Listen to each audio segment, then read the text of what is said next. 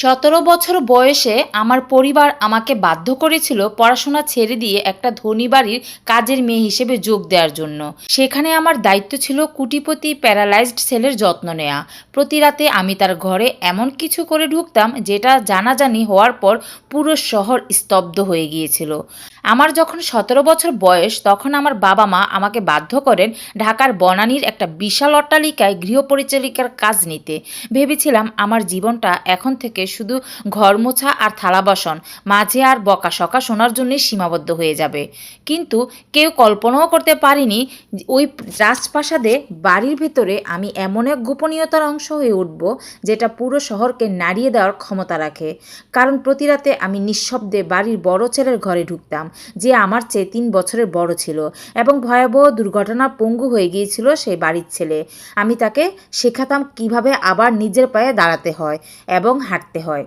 আমার নাম মায়া। আমি বেড়ে উঠেছি ঢাকার এক গিঞ্জি বস্তি এলাকায়। আমার ঘরটা খুবই ছোট ছিল, গরমে দম বন্ধ হয়ে আসতো আর শীতে হাড় কাঁপানো ঠান্ডা থাকতো। টাকা পয়সার অভাব ছিল নিত্যসঙ্গী। বাবা রিক্সা চালাতেন, কিন্তু সারাদিন যাই করতেন তার একটা বড় অংশেই তার নেশার পেছনে খরচ করতেন। মা বিশ্বাস করতেন মেয়েদের স্বপ্ন দেখে কোনো লাভ নেই, তাদের জন্মই হয়েছে পরিবারের বোঝা টানার জন্য।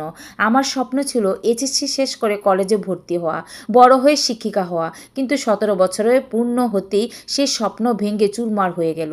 সেই দিন সকালে মা আমার সামনে একটা পুরনো কাপড়ের পোটলা রাখলেন আর মা সোজাসুজি বলে দিলেন যে কাল থেকে তোর স্কুলে যাওয়া বন্ধ, তোর পড়াশোনা খরচ চালানোর সাধ্য আমার নেই। পাশের বাসার খালা এক জায়গায় কাজের ব্যবস্থা করেছে, বড়লোক বাড়ির খাওয়ান পাবি, টাকা পয়সা পাবি, থাকার জন্য জায়গা পাবি, মাসে 1000 টাকা বেতন। বই পড়ে সময় নষ্ট করার চেয়ে এটা অনেক ভালো।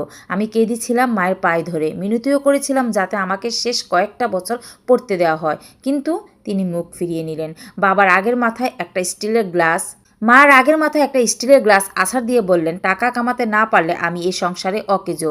পরদিন সকালে তারা আমাকে নিয়ে গেলেন বনানীতে, যেখানে বড় গেটের আড়ালে লুকিয়ে থাকে শহরের প্রভাবশালীদের বিলাসবহুল জীবন।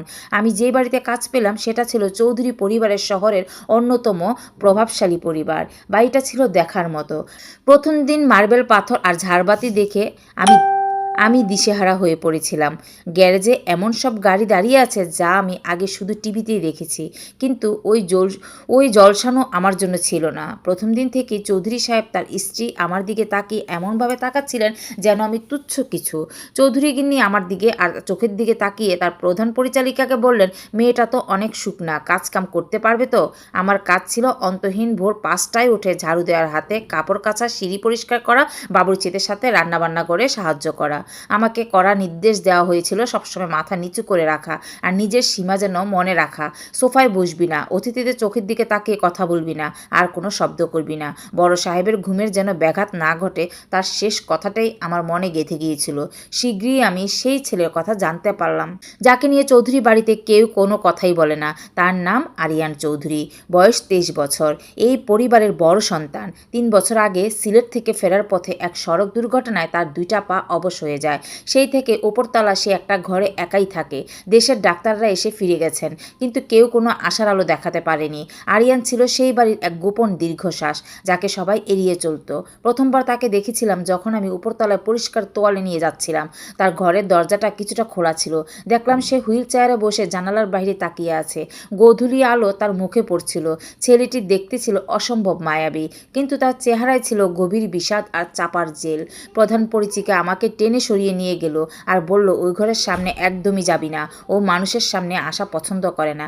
কিন্তু কয়েকদিন পর গিন্নিমা আমাকে ডেকে পাঠালেন।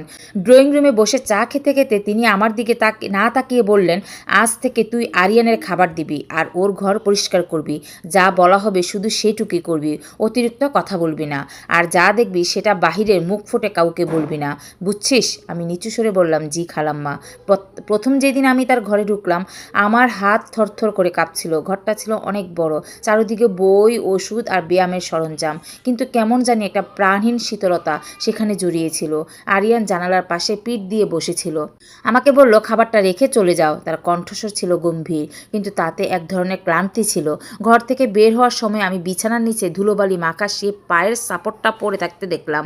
তার ভেতরের কোনো অহংকার ছিল না, ছিল এক অসহ্য যন্ত্রণা। দিন গড়াতে লাগলো আর আমি অনেক কিছু লক্ষ্য করতে শুরু করলাম। আরিয়ানের ফিজিওথেরাপি থেরাপিস্ট সপ্তাহে মাত্র 2 দিন আসতো, বাকিটা সময় আরিয়ান একদম একাই থাকতো। তার বাবার ব্যবসার জন্য সময় নেই, মা ব্যস্ত থাকতেন পার্টি আর সামাজিক অনুষ্ঠান নিয়ে। একটা অনুষ্ঠান তারা লাখ লাখ টাকা খরচ করতেন, কিন্তু নিজের ছেলের কথা শোনার মতো কয়েকটা মিনিট তাদের কাছে ছিল না। এক রাতে যখন আমি তাকে ওষুধ দিতে যাচ্ছিলাম, ঘর থেকে বিকট একটা শব্দ শুনতে পেলাম।